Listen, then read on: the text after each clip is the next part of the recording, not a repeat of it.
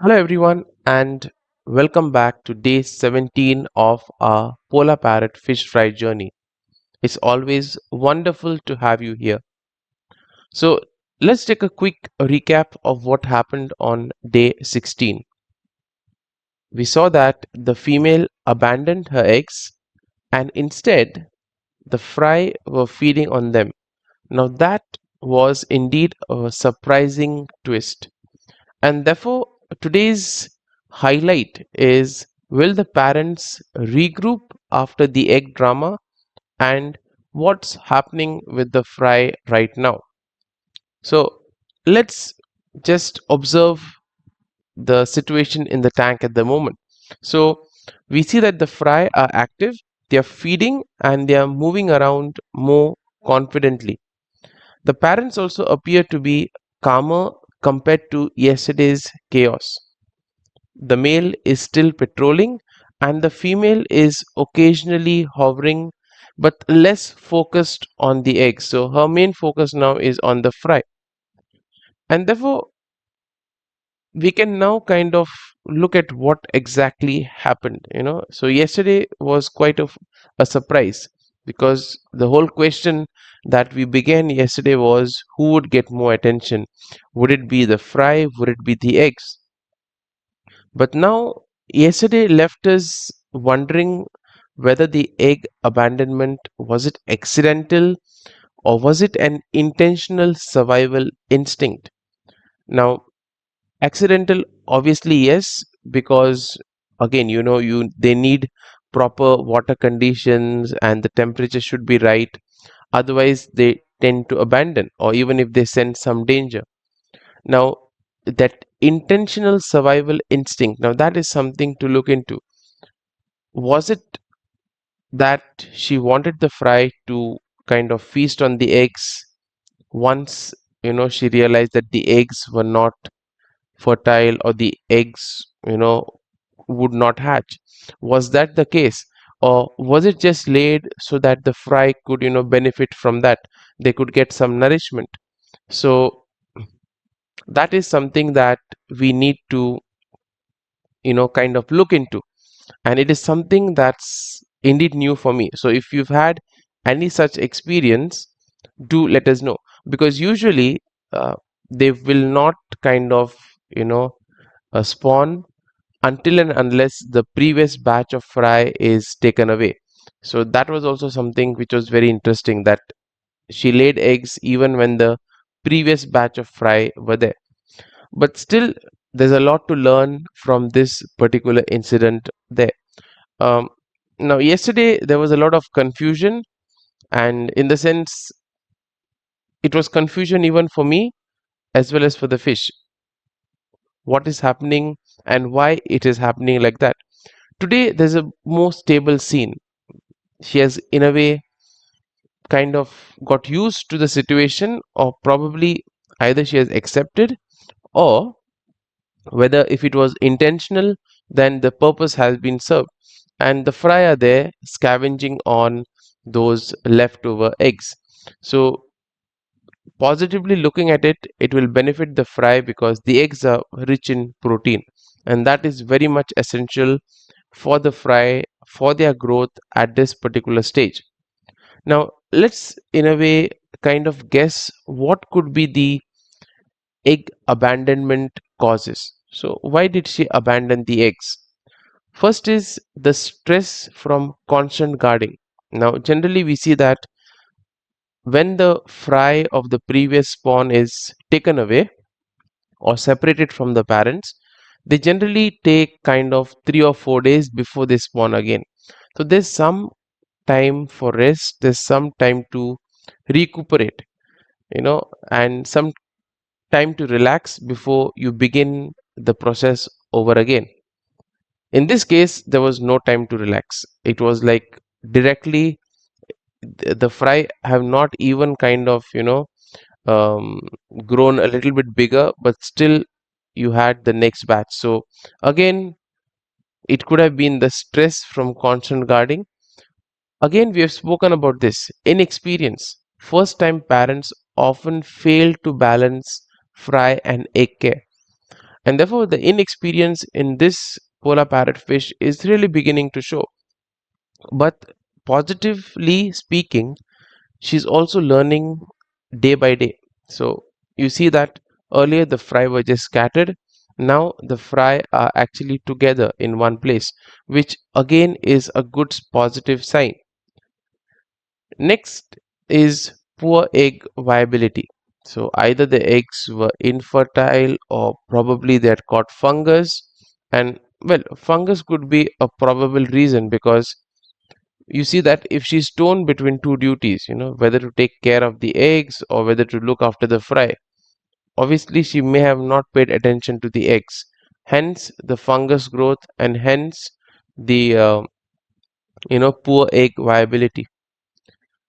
Now, another interesting explanation is the evolutionary instinct, the instinct of abandoning eggs to invest energy in the already viable fry. So the eggs may hatch or may not hatch, but you have here fry that are alive, fry that have grown, fry that are free swimming. Why not allow them to, get energy from the eggs? So that could also have been one of the reasons there. What is the exact reason? We may never know. But these are some of the speculations that we can make based on what we observe so far. Now, another interesting behavior is the fry scavenging. Now, the fry eating the eggs isn't wrong. It's basically part of nature doing its own bit of recycling. Now, nutrients from the eggs will boost the fry's survival, especially in these early stages. And you can also, compare this with survival strategies in wild fish.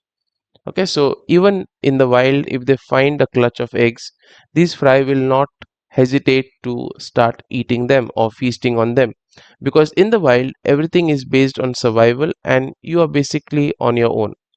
Though you may be in a school, though you may be in that big group, but still you're on your own defending your own life. Nobody will come and save you. So that also could be one of the instincts that kind of kicks in at this early stage. But on the positive, we see that what looked like a failure may actually be a natural adjustment. So focusing resources on the strongest generation. It's like putting your bet on the candidate you feel who will win. So I think this is what probably may have happened here. Now let's make comparisons with a few other fish.